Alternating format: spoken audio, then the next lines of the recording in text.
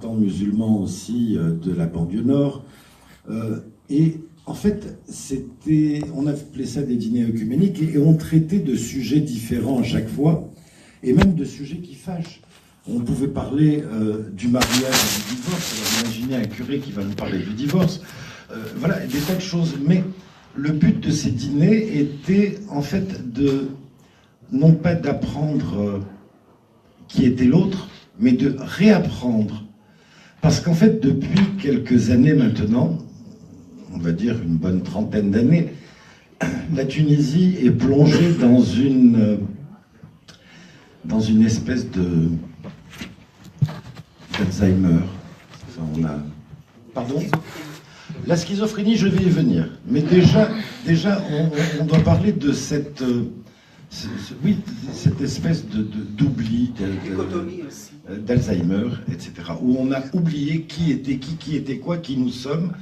Et parce que, en fait, l'absence des communautés, la disparition des communautés, ou la décrépitude de ces communautés, je parle de décrépitude quand je vois aussi bien le nombre de juifs en Tunisie, par exemple, décroître d'année en année. Aujourd'hui, nous ne dépassons pas les 1200 personnes dans tout le pays. On parle beaucoup des juifs, on a l'impression qu'on compose la moitié de la population. C'est quand même extraordinaire. Oui, on parle souvent du peuple élu. Moi, j'attends sincèrement les prochaines élections pour savoir qui va prendre notre place, quoi, parce que ça suffit. Maintenant, vous parliez effectivement de dichotomie, ou bien on va parler de colocation cérébrale. Il y a un gros problème en Tunisie où effectivement la schizophrénie est une des maladies aujourd'hui la plus répandue dans notre bon peuple, mais y compris dans les institutions. Moi, il y a une chose qui me dérange terriblement. Yamine a parlé, et puis Amine a parlé de citoyenneté. Moi, je veux bien, on est citoyen tunisien, oui, tout à fait. Les institutions officielles nous reconnaissent la citoyenneté dans ce pays. La liberté, etc., de pratiques religieuses et tout ça. Mais il y a un truc, moi, qui me dérange terriblement, qui n'est pas écrit dans les textes. Et je vais donner un simple exemple, qui est l'hymne national, où on parle il y a deux phrases. La hasha fiha man khanaha, wa la hasha fiha laysa min jundiha. Or, moi, en tant que juif tunisien, et je peux en parler très aisément parce que j'avais été faire ma demande pour intégrer le service militaire, c'était en 1982, j'avais 23 ans, j'étais jeune et beau, et j'étais allé pour embêter simplement le commissariat de mon quartier, pour leur dire, voilà, je suis venu pour me présenter au service militaire. Ils m'ont dit, mais non, toi, انتم ما تعملوش الجيش الناس كلهم هاربين على الجيش وانت جاي لي تدبول تعمل ميليتير. قلت له بابا انا نحب كي الناس الكل تلزني باش نعمل الجيش ونحب ندبول كيما الناس الكل باش نعمل. اما هذاك حق من حقوقي باش نعدي الجيش. Et c'est pas un droit simplement, c'est aussi une obligation. Donc si cette obligation que tu me dénies m'empêche d'avoir la citoyenneté au titre, non pas des textes de loi, mais au titre simplement de ce que les gens défendent le plus aujourd'hui dans ce pays. On a vu dans toutes les manifestations, qu'elles soient culturelles ou autres, aujourd'hui, dès qu'on veut toucher à la Tunisie, tout le monde se redresse et dit... Mais est-ce que je dois me sentir intégré? Est-ce que je dois me sentir citoyen de ce pays, de mon pays? Donc, il y a encore du chemin à faire. Il y a encore un long chemin à faire. Je ne baisse pas les bras, la preuve. Je suis encore en Tunisie et je suis très fier d'y être encore. Et puis, comme je me dis, je n'ai pas le choix. Je suis tunisien, je reste chez moi ici. Et le truc, c'est que simplement, effectivement, il y a une carence. Nous devons impérativement, et c'est là qu'est l'urgence, et la main tendue, elle doit venir de tous les côtés, et y compris moi qui suis du côté le plus faible aujourd'hui, je parle d'un point de vue numérique, mais je parle aussi d'un autre point de vue. Je veux dire, ça peut être au niveau de l'âge, nous sommes vieux ou vieillissants. Mais je veux dire, c'est à nous de tendre la main à une certaine jeunesse. À une jeunesse qui est malheureusement, qui a été spoliée de son histoire, qui a été spoliée de son التراث نتاعها. سرقوا لها كل شيء. الشباب نتاعنا ما عادش عنده تاريخ. دونك يلزمنا احنا نعاونوه باش يرجع هكا التاريخ نتاعو، يرجع التراث نتاعو. على خاطر كي نحكيو، انا مثلا راهي الجمعيه اسمها دار الذكرى، والجمعيه هذيا تخدم على التراث اليهودي التونسي. اما التراث هذا مهما يكون، باردون excusez-moi monsieur, je reprends en français. L'association pour laquelle je travaille s'appelle Dar al-Dhikra, c'est la maison de la mémoire. C'est une association qui travaille autour du patrimoine juif tunisien. Mais l'autre objet principal est de dire à tous les jeunes Tunisiens que ce patrimoine, même si il est juif tunisien, et je souligne au stabilo-boss fluorescent le mot tunisien, ce patrimoine est avant tout tunisien. Donc, il ne m'appartient pas à moi uniquement. Il appartient à Amine, il appartient à Yamine, il appartient à vous tous ici présents. Et même aux amoureux de la Tunisie qui ne sont pas forcément tunisiens de naissance, mais qui sont tunisiens parce qu'ils ont choisi de vivre en Tunisie et de faire de ce pays leur pays. Un jour, je vous raconte juste une petite anecdote et puis j'arrêterai de vous embêter. J'avais une tante qui avait quitté la Tunisie dans les années 60 et qui est allée s'installer à Paris.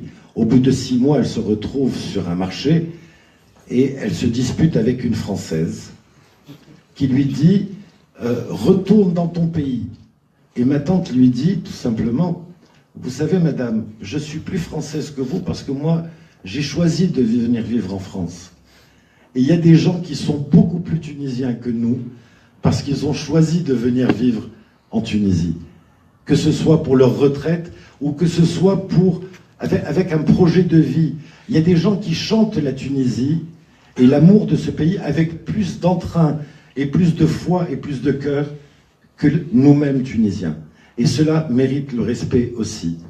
Ils n'ont peut-être pas la citoyenneté, mais ils l'ont dans le cœur. Voilà, merci. J'arrête de vous embêter. Je passe la parole à Mohamed et on reviendra certainement dans un jeu de questions-réponses. Merci Jacob pour cette intervention. Alors Jacob a souligné quelque chose de très important qui est cet héritage qu'on doit transmettre à la nouvelle génération. Et quand on a commencé à travailler avec l'association, on nous avait dit de quoi vous parlez. On a toujours on a toujours eu des voisins chrétiens, des voisins juifs, et on a toujours coexisté en Tunisie. Le problème, c'est qu'en Tunisie, cette coexistence, cet échange entre voisins de confessions différentes a été changé en cohabitation. D'où le titre de la des activités, c'est la différence entre coexister et cohabiter. Nous sommes dans un contexte international de conflit où il suffit de vivre l'un à côté de l'autre sans s'entretuer pour qu'on considère que c'est un acte de bravoure, que c'est quelque chose d'extraordinaire, que nous devons féliciter et applaudir, alors que la cohabitation n'est en aucun cas la coexistence. Donc je pense que l'échange entre différentes confessions en Tunisie est en train de subir le même sort que celui des relations entre voisins, en fait. C'est quelque chose en plus qui a toujours été naturel pour nous. Exactement. Enfin, nous qui sommes d'une certaine génération, ça a toujours été quelque chose de tout à fait naturel, mais qui aujourd'hui s'impose de manière différente. On a l'impression justement qu'à travers cette amnésie dont souffre notre peuple aujourd'hui, on doit leur restituer justement cette mémoire. Oui. Parce que moi, je viens d'une génération qui, honnêtement, n'a jamais assisté à cet échange de plats ou de fêtes entre différentes raté quelque chose. Ah oui, c'est sûr. Effectivement, oui, j'ai raté ça et j'aimerais bien revenir tout simplement en Tunisie. Donc c'est une occasion pour en parler plus en détail. Merci beaucoup pour cette invitation. Merci à tous mes amis qui sont là. Merci à Amina, à l'association Aqaliyeh. Et oui, ça fait quelque temps là qu'on travaille ensemble, qu'on coordonne, qu'on se soutient mutuellement. Et donc j'ai l'immense plaisir de partager avec vous un petit moment où, à vrai dire, je ne vais pas trop parler de la communauté Baha'i. Parce que, franchement, ce n'est pas tellement le souci actuellement.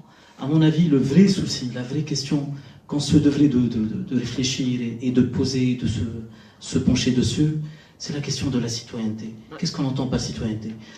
Ce terme qui, ma foi, devient de plus en plus galvaudé, de plus en plus vidé de son sens, ou peut-être pas vidé de son sens, mais polysémique. Chacun y met du sien, chacun pense la citoyenneté à sa manière.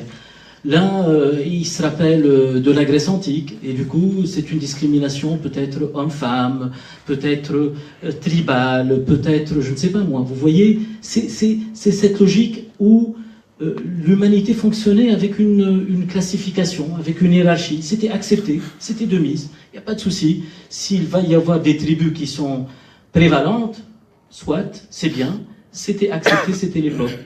Mais chemin faisant, l'humanité a progressé dans sa conception de la citoyenneté, avec, il n'empêche, des siècles durant, c'était resté aussi avec une classification de kafir, de dhimmi. Vous reconnaissez toutes ces classifications. Et hélas, ça a créé beaucoup de discrimination. Est-ce que toutes ces conceptions ont été évacuées? Moi, je ne suis pas tellement sûr. Je ne suis pas tellement sûr parce que chacun fait ressortir le background, le bagage conceptuel qu'il a l'habitude d'utiliser. Et donc, quand je vois par exemple, quand je note l'article 74 de la Constitution tunisienne, à mes yeux, c'est tellement patent, c'est tellement clair qu'il y a une classification qui est faite. Seuls les prétendants à ce poste de président de la République, au poste de président de la République, ne sont que de confession musulmane. D'abord, c'est une question difficile à sonder, mais comment peut-on sonder le cœur de quelqu'un? Comment peut-on savoir s'il est athée, s'il est musulman, si entre-temps il s'est converti, s'il est sunnite, s'il est chiite? C'est un vrai casse-tête. Et malgré cela, la conscience tunisienne de 2014 a décidé, ou en tout cas c'est nos représentants qui l'ont décidé, de statuer là-dessus et de se dire que seuls les musulmans qui peuvent prétendre au poste de président de la République. Et donc je m'étais dit, mais d'où provient ce schéma? Mais pourquoi il y a encore cette résistance? Pourquoi cette définition de la citoyenneté résiste? Elle est là, elle est présente. Et d'où ma réflexion sur que le fait que citoyenneté, il est vrai, c'est un concept dynamique, un concept évolutif. La conception de la citoyenneté du XXe siècle n'est pas celle du XXIe siècle. Elle est tellement changeante. Que dire de la conception moyenâgeuse et que dire de celle de la Grèce antique? Donc, inévitablement, elle est évolutive et changeante. Donc, ma question, humblement, la question que je me propose un petit peu d'aborder, c'est une question difficile, qui n'est pas évidente, je n'ai pas de recette et je n'ai pas de décision arrêtée, c'est de quelle citoyenneté parlons-nous aujourd'hui? Je vais baliser un petit peu cette réflexion. Moi, à mes yeux, on ne peut pas parler de citoyenneté sans qu'il y ait justice. La justice, le concept de justice, un petit peu à la manière de John Rawls dans sa A Theory of Justice, on a besoin de réfléchir la citoyenneté à l'aune des droits humains, à l'aune de cet être humain qui, moi ma conception Baha'i m'amène à réfléchir en termes d'âme. L'âme humaine n'a pas de couleur de peau, l'âme humaine. Il n'y a pas de sexe dans l'âme. Il n'y a pas de noir et de blanc. Il n'y a même pas de juifs et de chrétiens et de Baha'i. Il n'y a pas ça. C'est une âme, une valeur absolue humaine. Et donc, il n'y a pas de discrimination. Et donc, la justice, qui est une valeur spirituelle à la base, elle est universelle et elle est tangible. Elle se doit d'être tangible et à la portée de tout un chacun. Donc, si on va dire qu'il y a des Tunisiens de première zone, il y a des Tunisiens de deuxième zone, il y a des Tunisiens à même d'accéder à prétendre à la présidence. Nous, les Bahaïs, on ne fait pas de politique partisane. Donc, loin de nous l'idée de vouloir devenir président de la République. Mais c'est que derrière cet article de loi de la Constitution, il faut se le dire clairement, il faut être sincère. Il y a volonté de discriminer, il y a volonté d'hiérarchiser encore une fois la population et de ne pas accepter l'égalité des Tunisiens. L'égalité vraiment pour tous et non pas d'une façon d'une façon hiérarchisée et stéréotypée, je dirais, et puis en d'autres termes, il va y avoir une majorité, une minorité. Donc notre conception de la citoyenneté se doit de ne plus réfléchir en termes de minorité. Moi, je ne suis pas venu pour plaider du fait que je suis minoritaire, loin de moi. Moi, je suis pleinement tunisien, fier de l'être. Je suis aussi, et ça c'est ma foi Bahaï, Baha'u'llah nous dit, l'humanité est une. Et donc, vraiment, ma conscience est universelle. Je m'en fous des appartenances des uns et des autres. L'essentiel qu'il y a un élément fédérateur entre nous, c'est la dimension humaine. Et donc, derrière cette hiérarchisation, il y a aussi une conceptualisation du pouvoir qui est présente.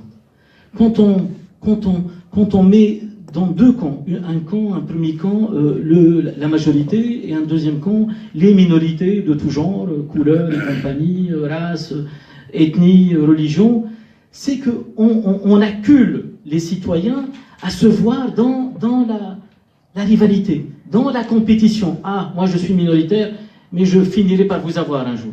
Vous voyez cet état d'esprit? Or, ce dont on a besoin, à mes yeux, c'est de l'unité. Cette conscience de l'unité est vitale, elle est fondamentale, parce que sans cette conscience de l'unité, on ne pourra pas construire, parce qu'il va y avoir de l'animosité, il va y avoir de la tension, et chaque projet qui va être avancé par quelqu'un, on va essayer de le contrer, les autres vont essayer de le contrer, et cet état d'esprit, il met la situation du pays dans un statu quo, où ça ne progresse pas parce qu'on est tout le temps dans un esprit de compétition. Et donc pour revenir à cette conceptualisation du pouvoir, on se doit non pas à la manière d'Ibn Khaldoun, où inévitablement, pour qu'il y ait avènement de civilisation, il devrait y avoir des gens qui se guerroient, qui sont en guerre tout le temps, mais on devrait faire prévaloir non pas la force de la guerre, non pas la force de la haine, mais plutôt la force de l'amour, la force du partage, la force de l'échange. Et en réfléchissant, en changeant un petit peu de paradigme qui nous a été vraiment maintenu tout le long de notre système éducatif, à toujours avoir la haine de l'autre, rivaliser avec l'autre, le premier de la classe, le juif, le chrétien, le je ne sais pas quoi, le musulman, la femme, le noir et compagnie, on se doit d'avoir un projet, une vision d'unité. Il est vital pour les Tunisiens aujourd'hui, en tout cas dans la situation où on en est, d'avoir cette conscience de la coexistence et de l'unité et de désamorcer la haine. Vraiment de rompre ce cercle vicieux où l'autre est mon adversaire. Cette conception de l'altérité, on connaît tous ce qui était advenu de l'humanité, de guerre mondiale durant, et donc on a besoin aujourd'hui de désamorcer la haine et d'aller vers un projet unificateur où tout individu, mais vraiment tout individu, tout Tunisien, tout être humain, excusez-moi, j'ai l'habitude de m'adresser à des Tunisiens, c'est pour ça que j'insiste sur le fait tout Tunisien, mais à vrai dire, c'est tout être humain est une pierre précieuse et exceptionnelle et inédite, et elle recèle vraiment, c'est comme une mine qui recèle des joyaux, des compétences et des capacités. Est-ce qu'on peut aujourd'hui rêver d'une Tunisie où tout individu, ou d'un monde où tout individu est vraiment une mine? Et donc comment, à travers l'éducation, comment à travers les médias, comment à travers les projets, les programmes politiques et autres, on essaie de valoriser tout individu et non pas de discriminer et non pas de créer de la tension et de l'animosité entre nos concitoyens. Voilà, je tenais à partager avec vous vraiment c'est quelque chose qui me tient à cœur, cette volonté de cohabiter, de coexister et de mener un projet ensemble. Merci beaucoup. Merci.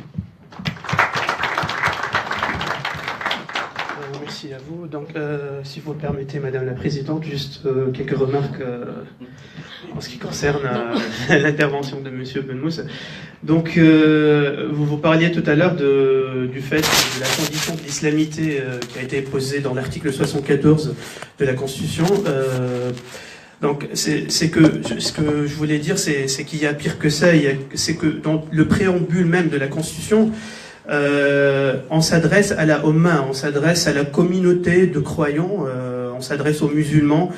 Et ici c'est le cas, ces références religieuses dans le préambule, j'estime que cela va impacter la lecture de la Constitution par le juge lors d'un procès.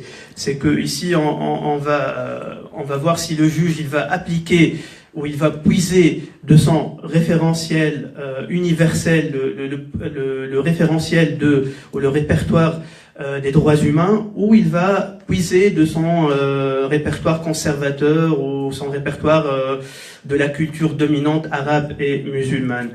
Et puis, vous avez aussi parlé du fait que si on parle de minorité, c'est que comme si il y avait une sorte de compétition entre majorité ou minorité.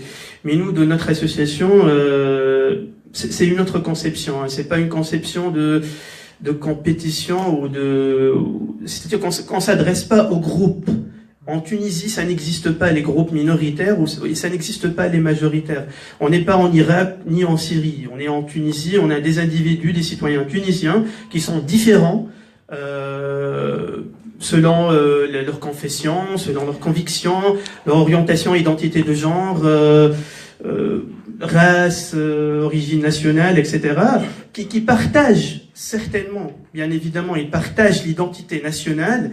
Ils ne revendiquent pas de se séparer de l'État tunisien, mais ce qu'ils revendiquent et ce que nous travaillons sur le fait que ces individus qui sont différents du reste de la société, ils ont moins de droits que les autres, ou ils n'ont pas de droits. Parfois, ils sont criminalisés. Ils sont considérés comme leurs actes sont criminalisés, ils sont considérés comme des criminels. Parfois aussi, ils sont stigmatisés dans la société. Ils n'ont pas, ou ils sont discriminés. Ils peuvent pas avoir accès à plusieurs services publics. Ils sont harcelés par les autorités, etc. Sinon, autre chose, notre conception aussi, c'est de mettre en œuvre la démocratie. Le concept moderne de la démocratie, c'est que la démocratie, de nos jours, elle veut dire le pouvoir qui appartient au peuple, le pouvoir du peuple pour le peuple. C'est-à-dire, c'est que la démocratie ne veut plus dire le pouvoir de la majorité ou gouverner au nom de la majorité. Non, ce n'est plus ça. Et ça, c'est déjà indiqué dans l'article 2 de la Constitution qui parle de la souveraineté populaire, la souveraineté qui appartient au peuple. Merci. Merci.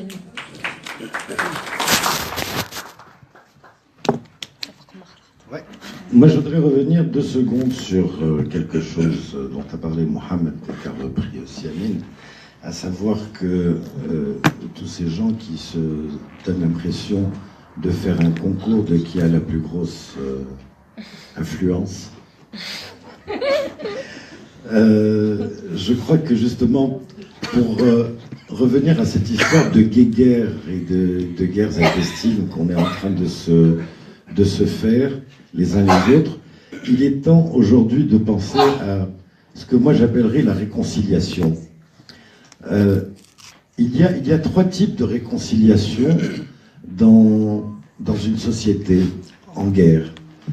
La réconciliation religieuse qui semble tout à fait naturelle entre juifs, musulmans, chrétiens, etc. Bahaï, si pour autant nous sommes en guerre. Donc cette réconciliation religieuse semble tellement naturelle. Parce que, après tout, c'est vrai, il n'y a qu'un seul Dieu. Et donc, si nous vivons et nous luttons pour ce Dieu unique, on lutte pour la même chose. Donc, je veux dire, Rilo là, quoi. Foutez-nous la paix. C'est naturel, donc, moi je considère que nous sommes réconciliés d'un point de vue religieux. Il n'y en a pas un qui soit mieux que l'autre. Mon Dieu n'est pas meilleur que le vôtre, c'est le même. Donc arrêtons. La réconciliation politique, celle-là, elle est plus emmerdante parce qu'elle est réservée aux politiciens qui sont là dans leur cuisine à faire de la tambouille et des machins. Alors là, rentrent des considérations à la fois économiques, financières et autres. Et puis celle en laquelle je crois le plus, c'est la réconciliation culturelle. La réconciliation culturelle, c'est une façon de voir les choses aussi. Moi, quand j'étais petit, j'ai déjà raconté cette anecdote peut-être, mais nous avions un cinéma à la Goulette qui ouvrait ses portes gratuitement à 3 reprises dans l'année. C'était pour Noël, pour la fête de Pourim et pour l'Aïd. L'Aïd Srir, enfin l'Aïd l'Iftar, Al-Fadr. Et donc, nous attendons tous les fêtes, qu'elles soient musulmanes, chrétiennes ou juives, on s'en foutait. Notre seul objectif. Alors, effectivement, il y a des choses, des souvenirs que moi j'ai, effectivement, que tu n'as peut-être pas, Amina. Sûrement pas. C'est les transferts de gâteaux, de pâtisseries d'une maison à une autre, le transfert de plats de couscous, de paella, de je ne sais quoi, d'une maison à l'autre. Tout était effectivement envisagé d'un point de vue festif. Festif et dans le sens du partage. Et effectivement, tout ça relève de la culture. La gastronomie, c'est de la culture. Mais aujourd'hui, nous sommes en 2018. Je vois que, et j'ai confiance dans cette réconciliation, parce que je vois des jeunes tunisiens, musulmans, qui aujourd'hui, par exemple, je vais vous citer une personne présente dans cette salle, qui s'appelle Abbès Boukhobza, qui est artiste peintre, qui vit à l'étranger, et qui a monté tout un projet. Il est allé frapper aux portes, il a ouvert les portes, et il nous a raconté la vie dans le houch des maisons djerbiennes et tunisiennes d'une manière générale. Et la grande surprise qu'il a eue, c'est qu'en poussant ses portes, il a trouvé des maisons juives, musulmanes. Il nous a raconté le Tvour al-Harbi, il nous a raconté la Brit Mila chez les juifs, il nous a raconté la Khotba, le Hammam, la Henna. Et on se rend compte au bout d'un moment que, mais merde, on fait les mêmes choses. Ben oui, on est les mêmes. Et pas seulement parce qu'on a un seul Dieu, parce que nous sommes les enfants de cette terre tunisienne, avec ses origines berbères, avec ses origines chrétiennes, avec ses origines juives, avec ses origines européennes, avec ses origines arabo-musulmanes, que nous sommes très fiers d'avoir. Voilà. À côté de ça, il y a aussi un autre jeune homme présent dans cette salle qui s'appelle Nasreddin, qui fait de la formation pour des jeunes qui s'appellent les sales gosses, entre guillemets, et qui ont décidé de relancer un artisanat judéo-tunisien, c'est-à-dire un artisanat tunisien avec le tabac tunisien, mais à une destination particulière. C'est des objets qui sont à la fois décoratifs, etc., mais dans les cultes juifs. Ça peut être des plateaux de Shabbat, ou bien des napperons dont on se sert le Shabbat pour recouvrir le pain et le sel qui vont être partagés au moment du dîner.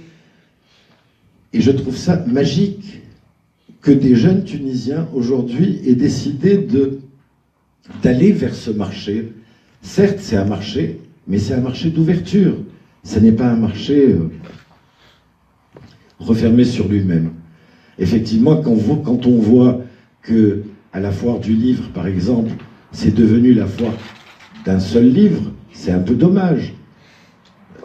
Il faut que on pousse la population à plus de curiosité. Et il faut avoir confiance dans notre population. La population est assez grande, le peuple tunisien est assez mature, je pense, pour ne pas se laisser influencer par des dictons du genre « je veux dire, si elle est convaincue d'être musulmane, elle restera musulmane jusqu'au bout. Et puis de toute façon, le prosélytisme étant interdit dans le judaïsme, ou chez les Bahaïs d'ailleurs aussi, je pense, hein, donc personne ne cherchera à convertir personne. Et au contraire, si les portes s'ouvrent, c'est plus par amour que par envie de changer l'autre. Vous savez, cette histoire de changer l'autre est très importante. D'ailleurs, vous la vérifierez dans votre vie, peut-être, au quotidien. Vous pouvez être très, très, très, très amoureux de quelqu'un. Et petit à petit, vous allez avoir envie de le changer, ce quelqu'un. Et le jour où vous réussissez finalement à le changer, ben vous l'aimez plus, vous le jetez. Voilà. Donc, ne cherchez ni à nous changer, ni à changer vous-même, soyez vous-même. Il faut que nous restions nous-mêmes, et je pense que c'est là qu'on va le plus s'aimer. Voilà. Merci.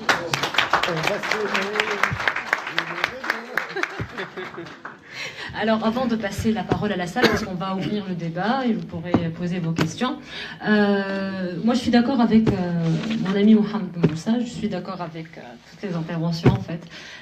Mais moi je pense qu'on a besoin d'une réconciliation. On a réellement et impérativement besoin d'une réconciliation, celle de la Tunisie avec son passé, avec son histoire. Non pas l'histoire qui a été bousillée, qui a été fragmentée, pas l'histoire dont on a pris 1400 ans, pas l'histoire qui a fait que nous ayons une constitution qui reconnaît la supériorité finalement d'une religion par rapport aux autres, la supériorité d'une identité par rapport aux autres. Et je ne veux même pas faire de comparaison par rapport à d'autres gouvernements dans l'histoire qui font honte à l'histoire de l'humanité, mais nous avons finalement une constitution qui reconnaît et qui insiste sur la supériorité arabo-musulmane. Moi, je suis fière de la composante arabo-musulmane de notre identité tunisienne. Elle fait de la Tunisie ce qu'elle est aujourd'hui, mais c'est une composante. Ce n'est pas uniquement et exclusivement 1400 ans d'histoire qui ont fait la Tunisie que nous connaissons aujourd'hui. Il est admissible aujourd'hui qu'à l'école primaire, dans l'avenir, j'aurai un enfant qui n'aura même pas le droit de connaître l'histoire de son propre pays, l'histoire chrétienne, l'histoire juive, l'histoire tunisienne tout simplement. Il est inadmissible d'avoir dans la constitution, alors on parle de la constitution tunisienne, il y a un article qui est l'article 38 qui dit que le gouvernement et l'État tunisien se doivent, c'est obligatoire donc, d'enraciner l'identité arabo-musulmane dans l'éducation. Et je tiens à ce qu'on m'explique ce que ça veut dire. Quand on a eu le projet de la Constitution de 2014, etc. On avait critiqué cet article qui est passé qui est quand même passé. Le jour de la discussion de cet article, on a fait une conférence de presse. Exactement. Le jour où cet article avait été écrit, on avait fait une conférence de presse pour dire que c'était un article dans la Constitution tunisienne qui était un article très dangereux. Parce que si aujourd'hui enraciner l'identité arabo-musulmane consiste à avoir une tarbia islamiyya, éducation islamique dans l'éducation, oui, je respecte, j'ai eu droit à ces cours. Dans l'avenir, je ne sais pas qui sera à la tête du gouvernement, et en tant que chef d'État, il se devra d'enraciner l'identité arabo-musulmane. Dans tous les cas, je ne sais pas en quoi ça va consister, et c'est injuste, et ça n'a absolument 14 qui interdit aux non-musulmans de se présenter aux élections présidentielles, on nous sort à chaque fois l'argument de l'article 1 de la Constitution. La Tunisie est un pays... alors, c'est l'article 1er, mais c'est pas l'article souverain. Les articles ne découlent pas du premier article. Ça, c'est la base du droit constitutionnel qui dit que c'est pas parce qu'un article arrive avant l'autre qu'il est plus important que l'autre. Et les lois qui arrivent par la suite ne découlent pas de cet article. Donc, si c'est une définition culturelle que nous avons accepté pour le moment, sociologique peut-être, oui, culturelle ou autre, il est inadmissible que des lois de discrimination constitutionnalisée soient acceptées parce que nous avons accepté cet article. Donc aujourd'hui, ce qui pourrait changer ça, c'est la Cour constitutionnelle qui va permettre et au code pénal d'être à jour avec la constitution tunisienne d'un côté et à la constitution tunisienne d'éviter les contradictions. Parce qu'entre l'article 6 de la Constitution et l'article 74, il y a une contradiction monstre, qui est d'accorder le droit à la liberté de conscience à un citoyen tunisien et de la lui retirer s'il estime qu'il veut se présenter aux élections présidentielles. C'est pas normal d'avoir des contradictions. On peut pas sacrifier un droit pour un autre dans une même et unique constitution, dans un pays en paix, dans un pays qui n'est pas colonisé. On peut pas dire aux gens, voilà, le citoyen tunisien, c'est l'arabo-musulman. Si tu veux revendiquer une identité différente, tu es libre de le faire. mais tu n'as pas le droit de te présenter aux élections présidentielles, parce que les critères de président, c'est indirectement les critères d'un Tunisien, et le droit de se présenter aux élections présidentielles est un droit comme un autre. Donc je ne vais pas pleurer parce que un non-musulman s'est présenté avec un parti qui ne lui ressemble pas. Donc moi, quand je vois que des Tunisiens de confession autre que musulmane ont encore l'envie de participer à la scène politique, je ne peux que féliciter, peu importe le résultat. Voilà.